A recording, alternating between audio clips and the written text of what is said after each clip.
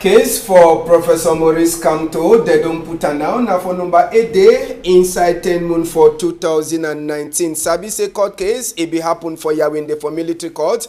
It be then for Friday, and one of the people that will they be get for talk for ye. I mean say one of the people that will they be appear for court with Professor Maurice Kamto, where they call it Penda Ekoka. Sabi say be collapse for court, and after that one, where they can push case for number 8 day for number 10 moon for 2019. And just for Sabi say Tori, PIDGIN news debate, where the enter so now for turn back for look inside some of the big Tori them where it pass inside the week. And the week country people them we go turn back for see as we school it be starts inside Cameroon. We go talk side for Douala here. We go take una to go for Bamenda, Ndonga Mantun. Now which kind of secret where people them for that side them get we picking the enter plenty. Now we go try for talk on top that palabam place like Kumba and even place to like a Boya. We go talk as we number 1 day for school it be day for inside that place them. Now so to go talk this palava for Bine place where they don't so the locam today said for inside Kumbam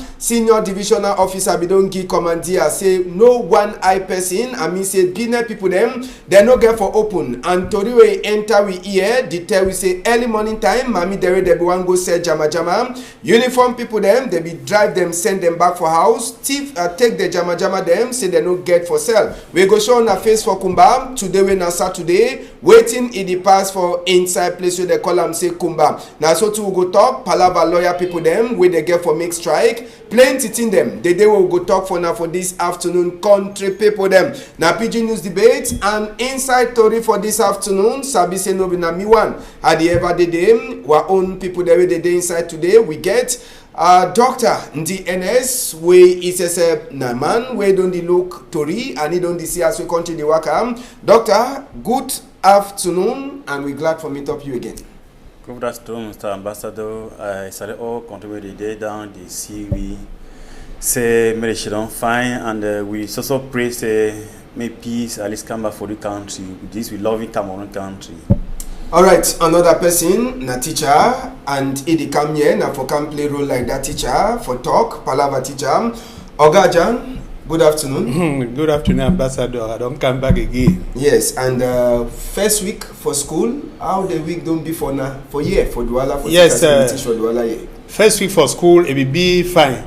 Even presently, now, I'll come on for school for camp for year. But the problem, I say, or the encounter problem, them. Well, most of the people, the way they get and now a new picking, the way they come out southwest and northwest, upon all that language, the way they don't preach and say school will go on for Anglophone zone, and the still worker.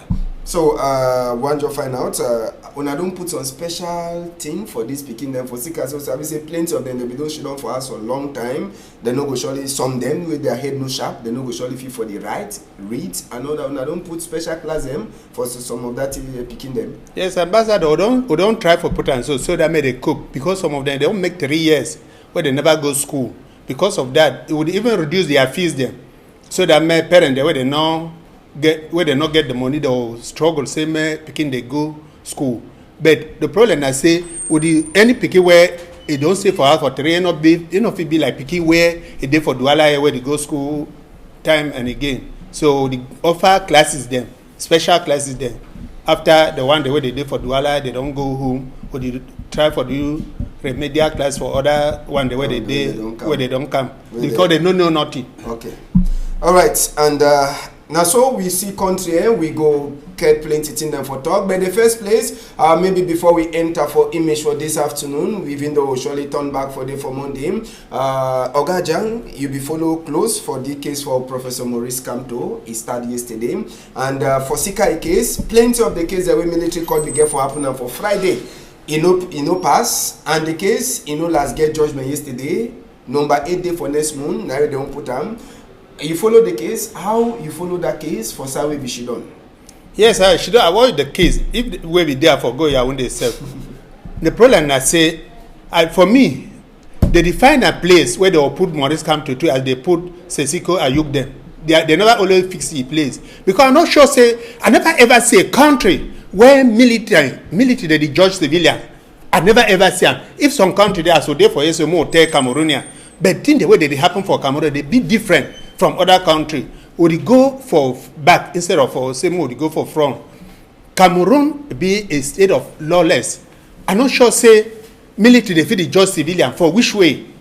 So you see the population where be they and they not be green say they talk because of the uniform people there. You see as they push people them. Say they not listen. You see that man where be collapse. So now he make they transfer the case for number 8 month for next month. Number 8 day for inside next month. No. You the talk they try for talk say thing way Professor Maurice come to do am. It be then a thing way concern country now that way military courts he get for the local that case. Now so we dey. Now even though plenty are book then they don't talk say normal, it be get for being a civilian court we get for the local that case. Ambassador, grant for Cameroon, they no time for some man for hand. All will be a Cameroonian. I'm not sure say some people they get the particular Cameroon more than other people then. Maurice come to do Naweti. They say don't do Naweti where they talk say they na civilian they get to judge it. I mean na military they get to judge it.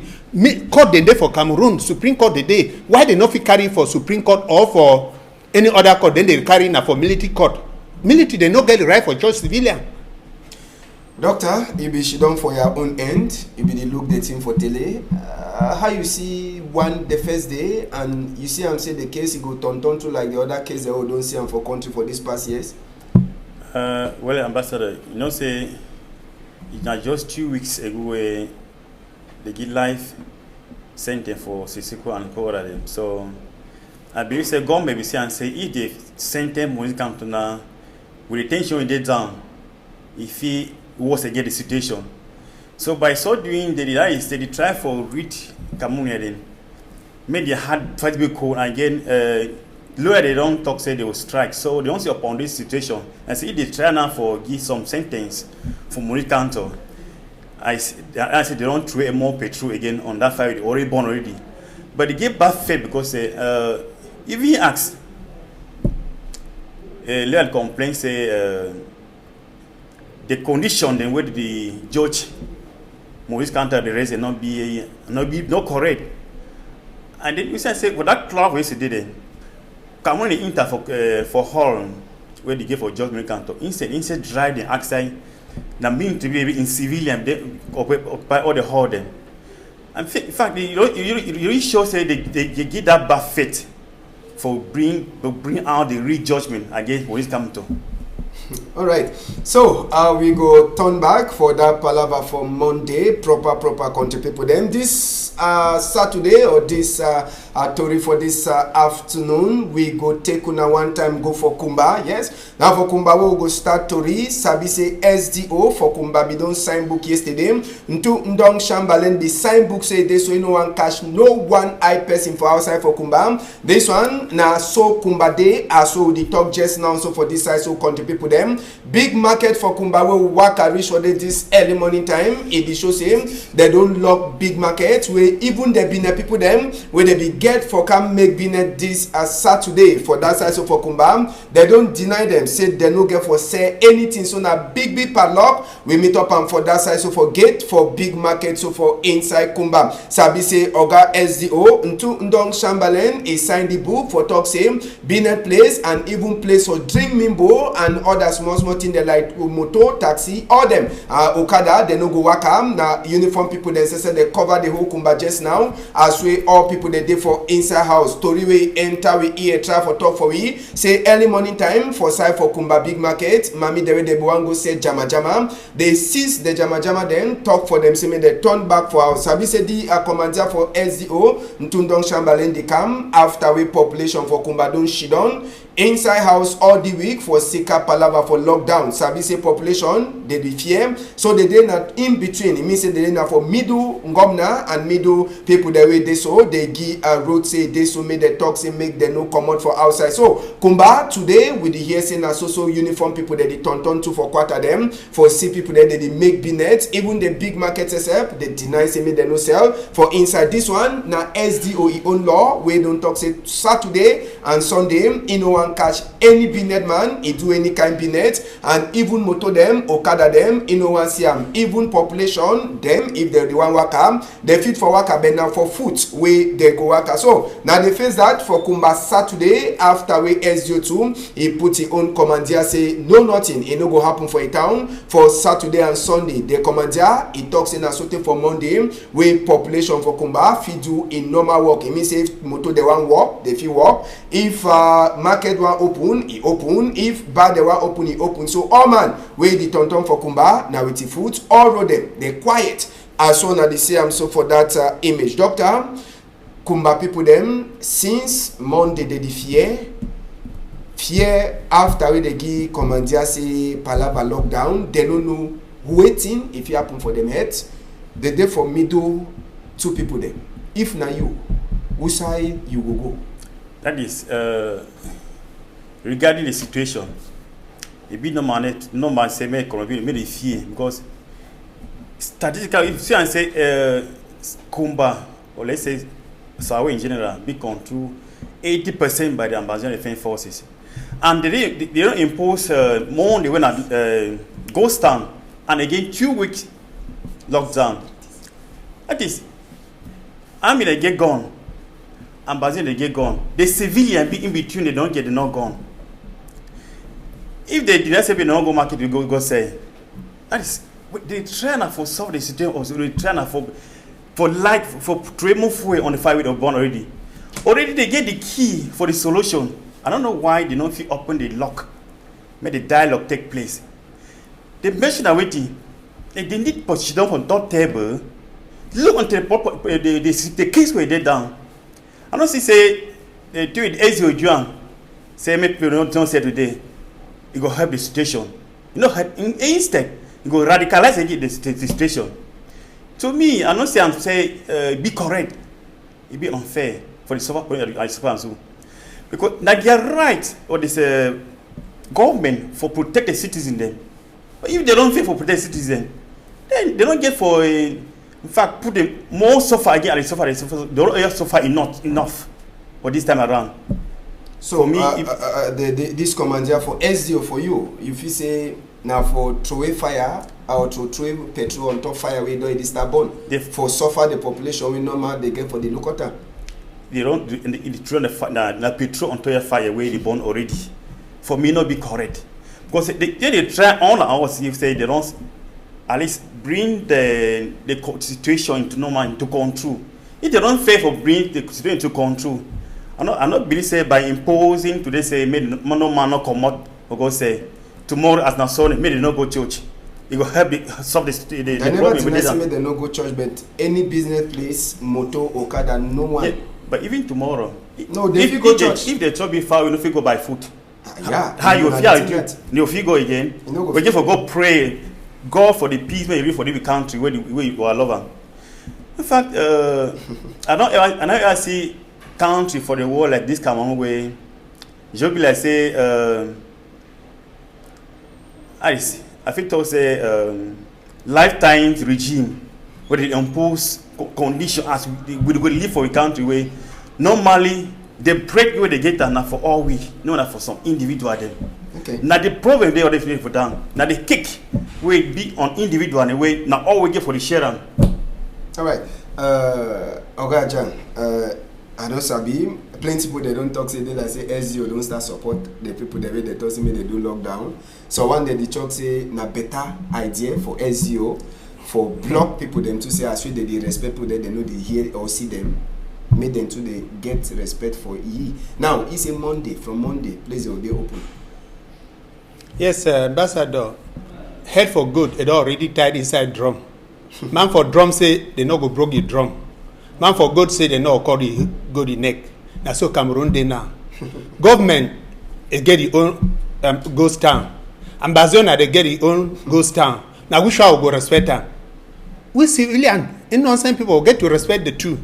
But why would it be the reason where SDO can impose now say may they get another ghost town because now your own day today for tomorrow now your own day for Monday now Ambazonia their own day. No, so we should just try for the stay away. Just yes. Continue. it be a big thing where the past Cameroonian. See the woman the way they want go say their jama school no day. They no get money, work no day. If they fit go for market to say they go find small thing for say their family they defeat picking the way they need to go school. They still take that in them for the same they not say because of say ghost town. SGOD come up for us how we ghost town. That means say it help for support that boys them. Because would be one move that word goes down for Anglophone zone. Now it don't impose its own. I say my party I should say go follow you follow a footstep because now they work now hand in hand. So you see and say Cameroon, grass will be done dry since. They don't now put petrol, the bomb. They know no place where they know nothing for do. Honestly, Cameroon and they know nothing for do. This matter already tied enough for neck. God, no go die. Drum to no go broke. Now so Cameroon dey now. Now this one it happen with Prime Minister inside the wiki sign book say northwest, southwest, far north. Na place where they get for encourage people there they want make business for day, palaver for tax, all that kind of small thing them. But what you see and say there is also lock business people them place and think they know the worker. Waiting be the role for government now. Yeah, ambassador. Maybe they don't try for full Cameroon and say maybe there is one send me economy to go invest for Southern Cameroon or North region. But for North region it be better. But for Southern Cameroon, maybe don't try for. I'm not be easy for give money for go invest for Southern for Bamenda or either Southwest. You go get that seal that man for go invest your money. No say as you invest. We get two government where they go to govern, go to control you. The ambassador, the defense forces, and this with the government in place. So if you want gonna forgo open company for that region, you don't say you want sacrifice. You want lose the money. The losses, no fee. No fee. What's it?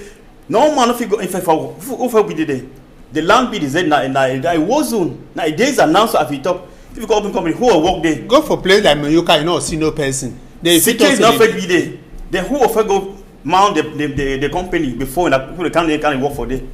I say it's not there. So many times for the blind fool, if they want to solve this crisis, when they stop all the cosmetic solution. Yes, dialogue where Prime Minister come go preach and it be like how they throw away water for dig back. You know, yield no fruit. You know, give nothing. You see. Since where Prime Minister Waka from Northwest and Southwest for pre-say dialogue will take place, it never take place up to now. Think that they come now worse. Think that the worse now worse every day. They talk about Palava school, not in the Waka. For Sa Cameroon and they go. All right, and Sabi say so for inside Kumba apart from the fact that this morning time people they know if you come out do their normal thing them for Sika say the SDO2 he don't vex SDO be don't sign book say they so SDO be don't sign book say it they so make people them cancel them to they open them door. Sabi say SDO be sign order say make Kumba 1, Kumba 2, Kumba 3 cancel they open them door so that people them go do the normal thing the way they work for inside council bed will be turn for inside council them too will be try for tonton one of the council way dinner for head session for SDO side for Kumba 1 day for Kumba town will be try for look whether to they go try for respect this commandeer for SDO order but last book for SDO even as well they be sign books say make council they open most of the council them they no so open as we order them they so they lock now when people they ask question whether SDO SSF he go do or not that he go give casting go for the council them or the mayor they will they deny for open them door maybe we go the show image as well the talk now another book that where SDO is signed but for that one he signed for Thursday they no open council yesterday so what do you get for talk? Yes, book where SDO sign and say they not open council and they not open now. That means say ego in a mayor they know they work in collaboration. Enough it be fair. Say mayor, SDO sign book say make council they open, then they not open because they any man they get fear. People they get fear say sometimes stray bullet if come out can harm some person. Now why the any man the fear for say they know they even open that council there. Now, we sabi say Kumba, most of the council for Kumba na SDF, the controller. Yes, the reason why that they not open the council because they the fear of But did they work under government? Did they work? SDM na part of government. SDM na part of government. Na Cameroonian them too. You know, she said them too they strong heads.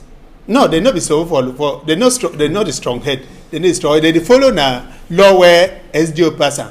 Say waiting. Say they don't talk. Say me they open their door them, but they never open. They just like the business people. They talk for them. Say me they open their door. They deny for open. Then SDO too. The problem I say when they talk, say me they open their door where they talk where it goes down there. Then they inside Amoka. They under gun proof. Then you nonsense man will go open the door. So they may they kill it. It be possible so. If they want to say made the council open their door, or who they will come for day? Business made as no for Kumba. Remember when they only lock the door. Okay. Let's say for instance, see CDC be completely shut down. Okay, may the sanction of the main CDC will be locked down. I believe say SEO for my main division, the local now only my main division, he no get power for look other places. In the local, but na government. No, na government, but he power it dey for inside my main division. We dey talk for my main division, we know the talk. Yes. In a different thing, it dey na for different side. They say, okay, may they go for when you can't say go work. Wait, if for instance we stay like 5 kilometers, where you know feel able for work and for go reach there, you then you have taxi no circulate, buy no circulate. You then you have go reach for office. And they'll talk say and if you want come back, maybe Stample take you. And they'll talk say even if they work people, then they will complain. They may or then they get moto. May they get moto. They not only get na moto. They get the security guy who carry and go for the workplace, can and bring them back. It's okay immediately the way you want come out. The guy he take it back again. But all those who can don't get a security then so. All right, we go take una go to for Boya na operation lock bine please them for that side too for Boya. For that side for Boya, sabi say na Ekema Patrick Esunge sese be dey outside. He be dey outside in a governor inside this week will just the finish am. Sabi say the one for Oga Ekema Patrick. He be dey na Palaba for say make a try for make bine people them open them bine place. Why the one they no be gree open am, country people them it continue for lock am and as soon as see am, he be dey outside. Now so to the bine put there they come when they don't fail lock them bine place. Ekema Patrick open am. Governor sese we dey for economy. He be try for encourage talk for bine put them say make them fear. Say they go the look at them. So mami planty too e can burn planty. Now so to uniform put them dey for all corner. But one the way they so they be denying for open them bine place. Con the people them. Oga Ekema Patrick he don't write big red on top them gate a door. He don't talk say that one them. Now so for January they go open them bine place. One the way be come up for outside. According to Ekema Patrick, he talks in for Sika say bine put they open them place or they know they open them place. Now why that we picking them too? They know degree go school for inside Boya for Sika say if bine open them place, picking they go get hard for come out to for waka go for school we they no go the fear. So Ekema Patrick he don't talk say he must look out, he must find a way for say make this palava for country Sunday and lockdown. He stop for inside the Boya country people them sabi say Boya sesep. It hear about for Sika this palava for lockdown and even chapter for country Sunday. Now Boya that's Ekema Patrick he opens someone them, then he locks someone them, sote for January. If you want to say my belief he, that is you don't try the ghost town we shut down for Monday, you not succeed. That is if you may believe me, I believe you. That me go down he and the municipal police then we don't take no military among them. Stand say when I open a shop, you see and say population of Josians. He dey not be not get no security guy, not get no military behind you. That is the population would know now say they be free. Now if they come out, you know come out by the security guy then. Then say if you go open their shop, they don't get no trouble. But why get for come out work and with the military and we be them all around you. Then say you fear. You want me not say people come open their shop and they maybe they can make a shot, may kill them. Me go down for the fee, ye one or with the municipal police, we not take no military go among behind you. They will say and say you go, that Monday goes down, you go finish. But if you don't succeed and so it goes like that. How many years will you do until you don't succeed? No way. Alright, wait till you check in at the best secrets for say make this thing is stop, lock business place and all that one and see what it happen for side for Boya. Yes, doctor don't talk since from that way start say most of the Anglophone places they be controlled by that boys there. But the problem I say they no want the truth. if you dey work away gone, any place where military dey, it go na war place. So a war day. If one not they may not even work away municipal police, may work away police people then, where they know who even battle stick who go know say calm day. They the work away gun proof. I see governor. It don't carry a big bag. Then people they follow you. May they call even police them. Not be even military. Military now for fight war. I will not say war day. And no man no be courage for say may open the door say may they destroy property. That one ever finish. Okay, and we go close that chapter. We go try for turn back for see this chapter for picking the way they turn back for school. Inside this week, we'll just finish. I'll be saying that the first week for school, we just end, country people them. And we go start for Boya. We go talk all the tourists so to reach for Tonga Mantun. For that side, so for inside Boya, for number 1 day way school day. No one eye moto, it no be come out for outside as well as C road for Boya. Lycée Moliko, as we they call them, or bilingual grammar school Moliko, where people they sabi plenty. One of the school them, where they for that side, for Seka this palava say, even one eye moto no be the even for inside the same, we hear say picking them, they no be answer, they no become enter school for number 1 day. Now a checkpoint side that for Boya way people they sabi say this side they ever they busy. Even government a technical high school will be the opposite Lycée Moliko. That one too. So we'll try for spy for inside for number 1 day. Will be meet up na gateway it dey lock. We no be fit for confirm whether people they be there inside or they no be there. But the gate it be dey lock with big padlock when they take block the gate. Now for tell we say this so school be surely happen for that side for place where they call them say inside Boya Dakan away for number 1 day for inside school where school is start. Apart from the one we go for government bilingual practicing school or government practicing school for Boya. For the one grass it don't cover the whole place. Sabi say Tory people that be don't the talk.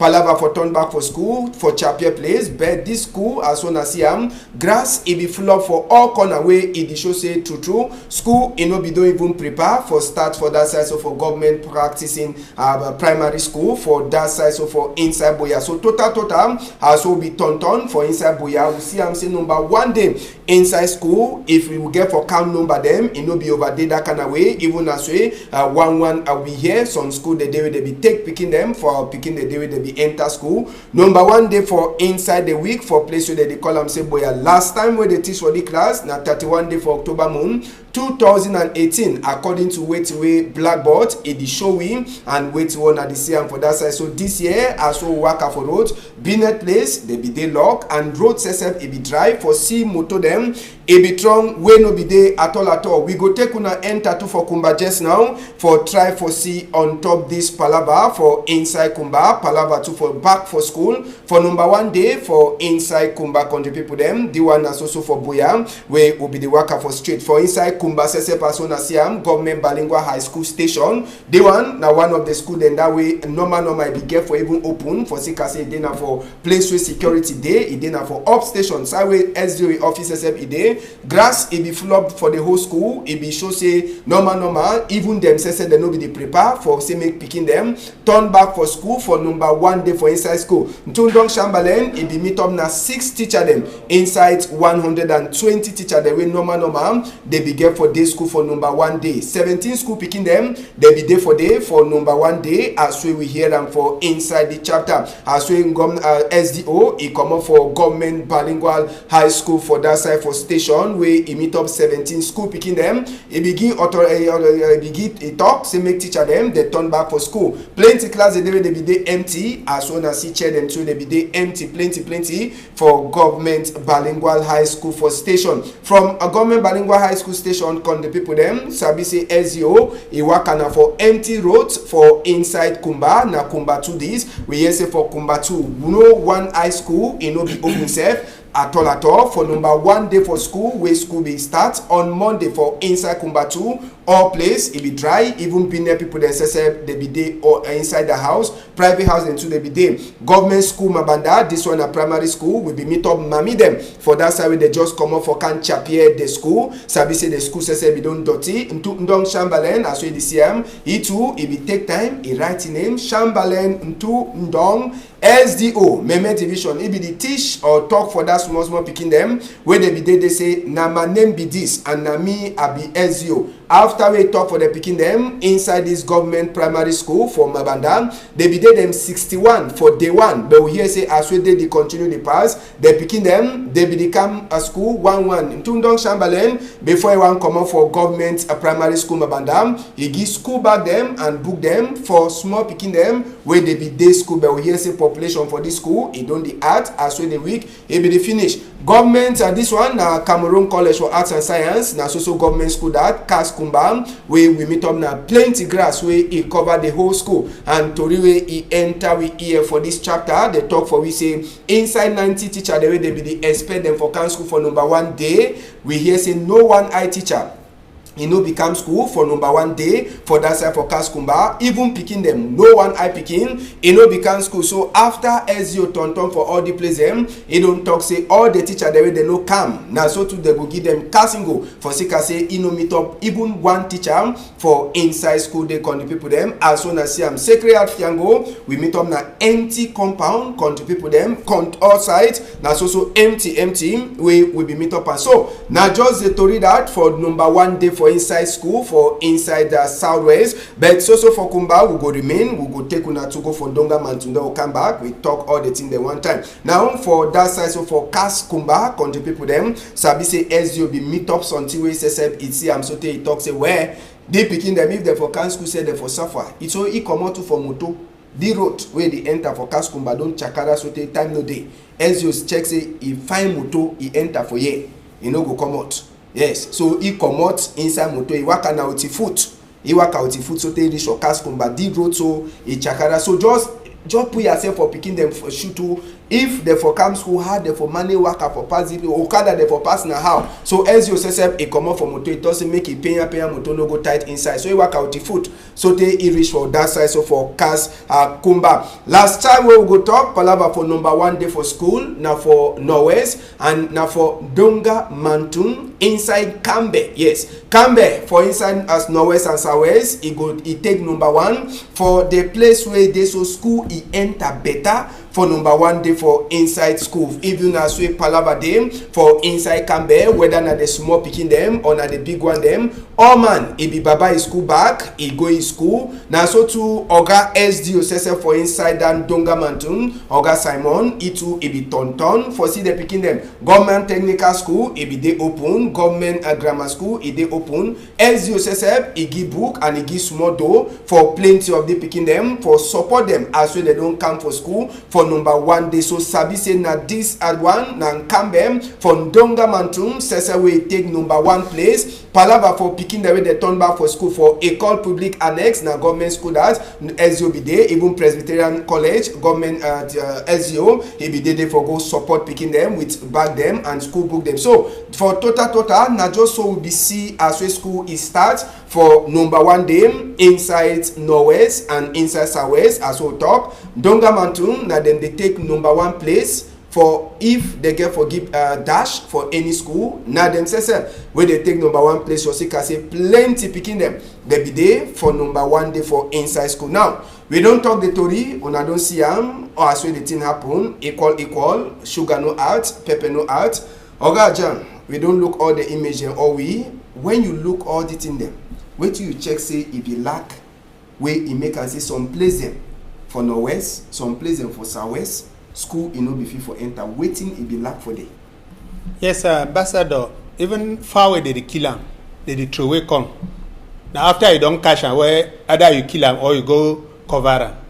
Government want use force same as school start. Now the problem that way they happen for this Cameroon, and that force you know ever be. I talk like a teacher. You know if you teach pikin as inside class, then gone a day for outside. They tell that person say will go school or thing where they talk, they will enter for a head. It be very impossible. Now all this problem, now say they want use now force make school start upon all that bags them, all that didactic material the way they give enough still worker. You see say government they spend just spend that money a bill now waste because most of that people they know they go school and you see all man see how classes they be empty. Now only some school they not even open. I quite remember Kaskumba, we been there, one of the most renowned secondary school for Kumba. You know, open. Then I wish school open. Lycée Moliko, you know, be open. We see as per lock day. Then they talk, they preach back to school with Amoka, with military people there. Now, which parent will get that courage for send picking for school? When man where they talk about school, it they inside gun proof. Make them send picking there for school. The thing what I advise government say they do, if they want send school go for northwest and southwest, make the other gun proof them. If now 100 picking the day for class, may they give each picking gun proof. I'll sure say that will encourage parents them. Say may they send their picking for school. It be a very sad case. I tell you say picking where they come on northwest and southwest. You can't imagine. For 5 picking, you know the boundary for Cameroon. The question where they asked you yesterday because they say don't forget because don't make for house 3 years when you never go to school. It be PT Cameroonians. It be PT. I'm not sure say government. The world they can't China then for saying the city where they happen and up to now they still show say school effective school back to school. Now for which country? That means they to Cameroon then they do want they happen now for Nigeria, not for Cameroon. If not for Cameroon, then they need to talk say effective back to school and then they show whether now the image for 1980 they show. Now I don't know. Now, doctor, we enter now for the main town them for Sikasina for town the way plenty picking they come. When we look Boya, we in a big town, we normal maybe people them from Muyuka, they don't run come, people them for Ikona, they don't run come. Then you get that power. You check say waiting lack, waiting you feed gear and like advice if school they get for go back. No man, no one picking them for stay for house. My contribute with what we are talk. It's a if the fee of gone put it for picking them we go school. For me, I don't see and say that are the solution where they go and feed bring them. That is, I'm not Anglophone man. That person way like education, even past Francophone. Yes, we know that fact.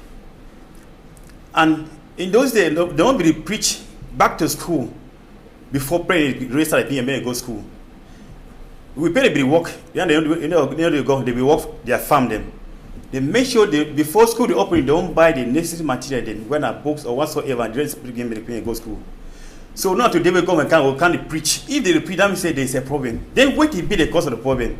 Why not if we come back to the root cause of the problem? We see whether like this make country be fine. This first day for Monday, and enough surprised me say school the major town we are saying will be empty because according to the sentence will be given, and they don't say this leader of Ambazian fight time they talk the portion will respect, and Prime Minister go down nowhere and southwest few months ago they preach for dialogue. I be expect to see that dialogue before the school resumption. That is. It really shows the government not get that will. They don't be willing for the dialogue. If they be willing for dialogue, because they simply put an inclusive dialogue, where it means even those detainees then they get to be on the table. If they want to put the inclusive dialogue, where those detainees don't be on table, I assure you say no go so worker. Problem will also continue. Even in the last 10 or 15 years, the matter will also come arise. No. Now, okay, finish. I want to ask you something. If one calm down, say, okay, may we live in peace, because we all come in, we like we country them. May they see we say, how did we feed you? For say, may all man be satisfied. May this come back to school not be like a Bible where they preach for parents again. Yeah, you want to talk something? Yeah, I more live Boya, more could live Kumba, or more could live the place that we don't see him. Yeah. Or to go for Kambe. Usabi say Northwest gets 7 divisions them, and inside the 7, the number 1 Nandonga Mantu. Why? You check in which secret. Therefore, Ndonga Mantu we picking they become more plenty. But for other places, they begin not percent. You know, now which secret they saying the beginning of the crisis can be they always get population. And I know why did they get the population. You check now which thing they did. wait, the person where they inside the camera, we feed you a second. Me, I don't know how camera very well. So I don't feel no way to be their secret. They say make me be they will be nice. Make the president yes, for me, sometimes a good ruler. Sometimes a good ruler did they? Yeah, that say yes, sometimes.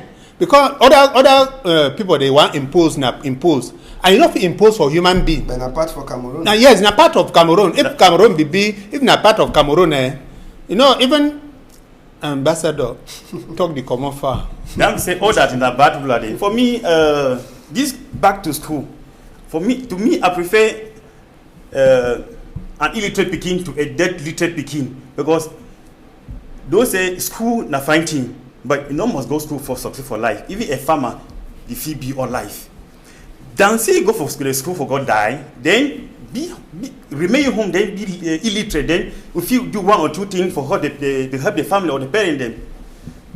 Okay, so I don't ask question. Why on a fee say they don't fee copy example for Cambe? Yes, at the talk. Waiting they happen. At the talk, like say, I talk like person where the teacher picking them for class. No parent. You know one time say me picking a be without knowledge. All parent they want to say me they are picking they get sense. But the problem where they for this country where picking they need to go school, it being as say the government no one solve the problem. Better as you talk, that for say me money picking die. Better may not go school. In Cambe, it be inside Cameroon, or we go find way for no secret where it make them picking they go school for the without any problem. And I wish they may other Cameroonians they copy the example so that may illiteracy not fail the continue for Cameroon. Yeah, which I feel again on that Cambe case I say that is it be like say they careless about the problem where they down with the Anglophone the face them. When this child will raise this matter for 2016 and lawyer them say problem they down. Instead that for going for the solve the matter, they lock all them with a for the level issue. And it's become a man believe they don't say problem don't exist. As I fix here and they believe say problem don't exist. Now whether I feel talk say they be as the be so because they believe say there's no problem, country be fine, all man they fine. Okay. I believe say can't be an apart from Yaoundé as I feel talk. Because tell Yaoundé be fine. The whole nation be fine. Okay. All right, and one of the rewarding them where it happen, where people they vex and people they hear bad. As where this palaver they happen, make we take una go for Kumba. Since where this chapter for lockdown it starts, even die body they put on for inside truck, push and go for co-house. That truck we see and so na die body they inside and a person to a run from Guti, a can't she done for Kumba we die. Moto no di waka, Okada no di waka, we no day. They get for push and for truck, for take and go for mortuary. So now just one of the work that for all thing way it happen for inside this parliament. Ambassador, Cameroon.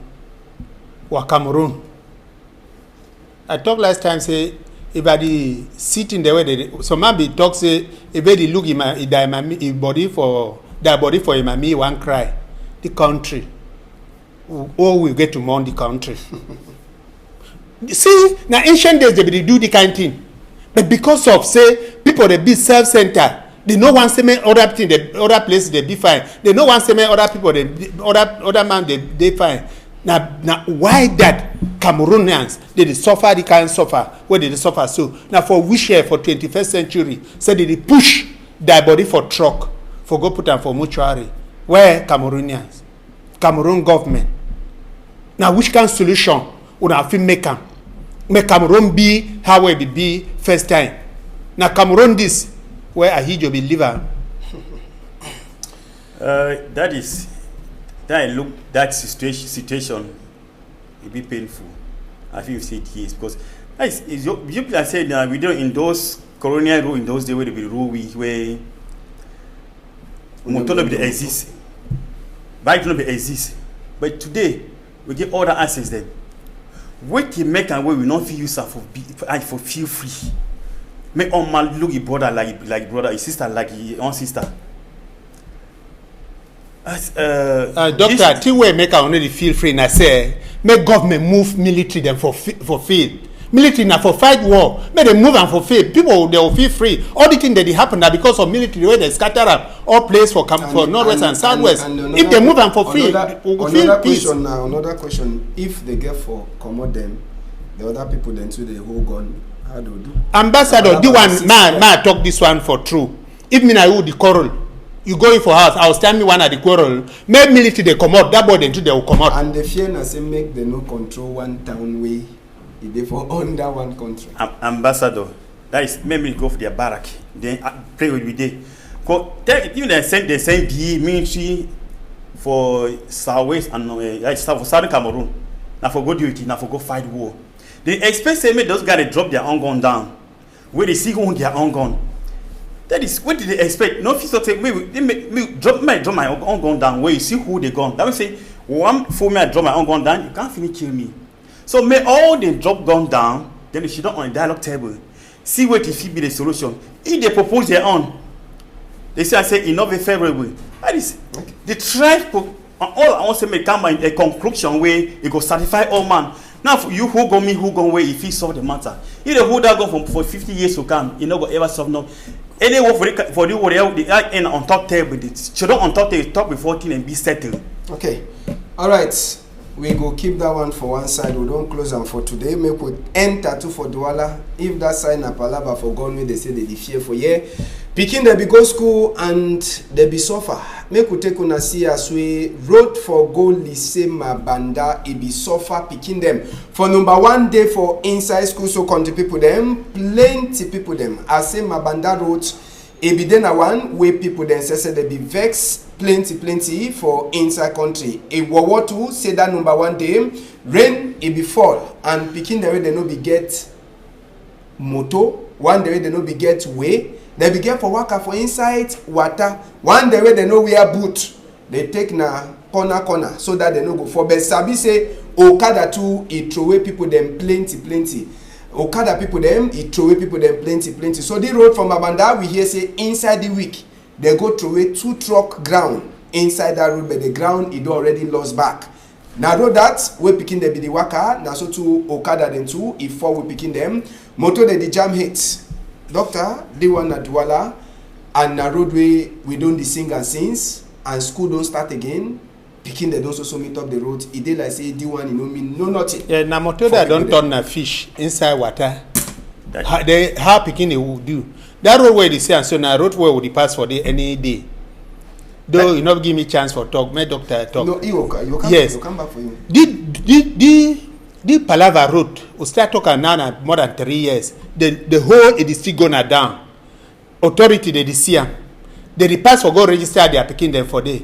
After all, they are picking them for survive people. That Mambanda, lycée Mambanda get a population of about 7,000. See the state of the road. See how we picking they suffer. And now only one way road a day. When no they get where they fit pass any other place. Suffer for Cameroon. And a government school, not a private school. If they even permit individuals to may they fix that road, they for fix them. Then they for say may they full picking the now they go take 2 camion ground, they go through the next day rainfall a gather them, go put a place where they be taken. So in fact, man, I'm not sure whether minister for secondary school they look the kind China. If they know they look at me, they start looking. Because na mirror for Cameroon this. If you want really see Cameroon, look this China. I know it make na publicity, but not true. Even Cameroon they know. To me, na a homework where EQUINOXE for this lifetime regime. When it says those in Basel they were there for prison where they go local instead for take the money. When it says say if the money people don't invest the money, they have to catch them, take the money back. This situation, for the time, you not forget that. They don't invest how many billions. That will cost how many billions. You know, only one road that Makepe side to now, na Manyaka. They don't grade us some part, but the other side. They don't grade us some part. Why they give for wet rainy season? I not say they don't. We get expert where they don't say for work that kind of run for dry season, not for rain season. And they try for square ground on top. Maybe 1 or 2, 3 weeks.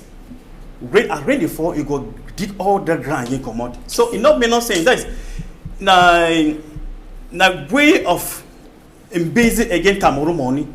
They try for work on time. If they don't tar road them, they know say some certain road them now for dry season where they fit tar them. Yes, they did buy book. They got buy bag for go show the world say they know they like Norwest and Southwest. Now wrote that for Mambanda. That Mambanda it cost the how many billions for fix the roof of Mambanda. They want to say they don't get the money where they feed the roof of Mambanda. As they didn't for feed the road, they pack the money aside. Then the official they steal the money, go pack them for the foreign bank. Then if they for the work fine, that means they don't forget the answers for the team money at the road be the way it be so. For me, get government where I know whether that this present regime if can solve this roof for Cameroon. Imagine them saying I look at it and say this if we continue with this very regime, in fact, no solution, no can as concerned route. Okay, we close Palava, we go log that Palava for school them as we school they turn back for inside country general. We go talk small on top Palava for lawyer them. Sabi say lawyer people them to the day for on top ngom na their neck. It they on top ngom na their neck. They don't talk say they no go enter for workplace for 16 to 20 days for inside this month. By force, ndongamen be happen inside the week will just finish them.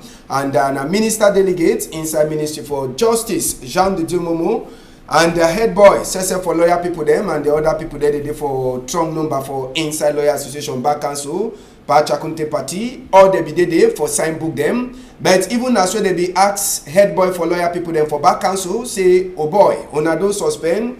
You hear to talk for you. When I don't suspend, we hear to talk for you. You know, be one tell we whether they don't suspend or they never suspend. Parjan the Dio Momo says be talk, say they so they no fit see them combi. They suffer where they no put them up. So inside the palava we say we no sabi thing for talk, but sabi say lawyer people they don't put plenty point them where they get for talk. Palava say they the judge people them for country talk where they don't understand. Palava say they the hear na commandeer from up instead for lawyer man for do work normal. And Palava say they the disrespect uniform man way sometimes there's some of them again all the first school living certificate they did knock lawyer come out he close. Way lawyer man, he don't learn plenty book them. All that one they so now with this head boy for lawyer people they don't talk say they no go shake. Say they wait. If Ngomna don't show good heart, they wait for see that good heart. And maybe that good heart naturally trap we don't start yesterday for Professor Maurice come to a case. Ambassador, from the beginning already for the first meeting I see him, it really shows a government not forget a good faith.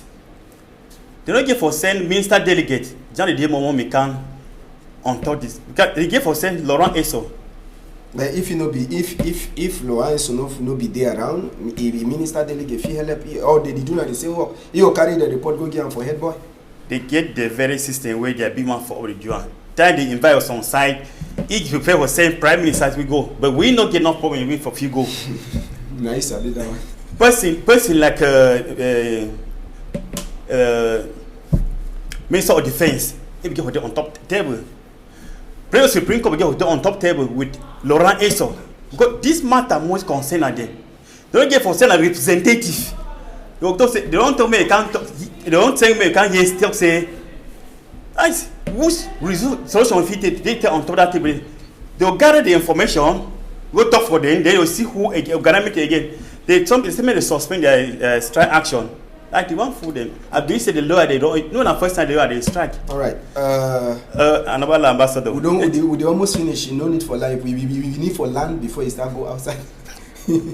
So land. Yes. John land quick. So I beyond to say they want by full the lawyer say no we don't take and security with someone. If they don't give the already 2 weeks. As they announce the strike action, if within these 2 weeks they don't solve the lawyer problem, that means say they don't go solve them. That say that 16 will be maintained. Be by 16 they don't solve them. That means they don't go solve them again. All right. Short Ogajang for this. Yes, I had to call again because this problem where they for Cameroon too. Now lawyer they be start for strike. I beg, may they handle that matter. May lawyer they not strike again for the second time. Because Laurent is so when a minister of justice be told say when they were hungry they will go back for court. They like say they don't go back for court. May they not strike for the second time. If they strike for the second time, they're worse. It will come for the country. All right, Sabi said that one na national, no be na palava say na anglophone lawyer, na all lawyer people them for inside country. Now we get this announced for people them way for person we don't lost, and the person in name na waiting Amina She, as we say Amina She Kara Jume. He get na 46 years, and they talk say come up for their house for Thursday, number 6 day for this month for 8:30, and there's no Sabisa way he go since he come up for house, he never turn it back for place their family house we dey for Bonendale, now for inside quarter where they call am say Bonaberry. They say this woman they say he hate, he know they can't pay according to Tori wey they tell we, but he dey talk Queen Elisa he continue talk in the proper. So Oga Tata Awudu he dey beg any person wey don't see this small sister wey he lost, now 46-year-old he get, make he call that Trinity number the way they sound for before tele 65 not 3375 675 269 44 not, or you fit bring it for Equinox Tori House. Monsieur Tata Oudou annonce la disparition de sa petite sœur, la nommée Amina Chedjoume, âgée de 46 ans. Elle serait sortie de la maison jeudi